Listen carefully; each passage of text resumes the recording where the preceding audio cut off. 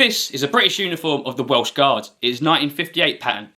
I made a mistake. This is actually the Irish Guards, the mix. Over the next few weeks, I'm going to be doing videos on all the Guards uniforms, and that's pretty much why I made this mistake. I was just done the video on the Welsh Guards, and I had Wales and Welsh on the tongue. It is in red, only worn on ceremonial duties.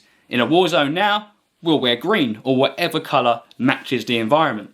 However, in 1645, the British officially adopted red as its uniform. 1645 was also the first time that the British had a uniform that everyone was going to wear the same thing, same colour. Red was actually with the British in the late 15th century, it does first appear, but 1645 it becomes the doctrine of British uniforms.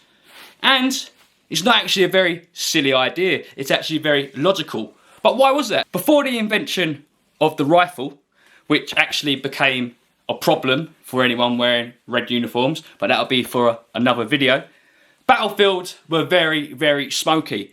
They were looking more like a 420 event or a Glastonbury event.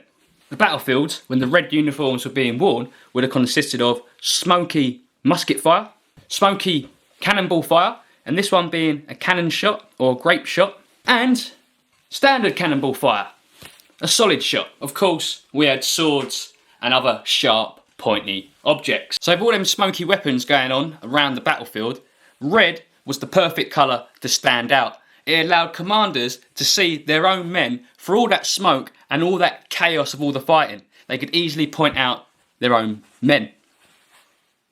So yeah, once you know that little fact, it makes logical sense of, oh yeah, red does make sense actually. But at first you're a bit like, you're just going to get shot. And that's exactly what happened in the Boer War with red. But that's going to be a story for another time. Red didn't officially get replaced until 1902-1903 by a khaki tunic, as you can see here, which was worn throughout World War I. Khaki was actually being worn on the battlefield prior to 1902-1903, in particular at the Boer War, where it was big time needed, as I said, that British were just getting picked off wearing red. So if you learnt something, please subscribe. Cheers.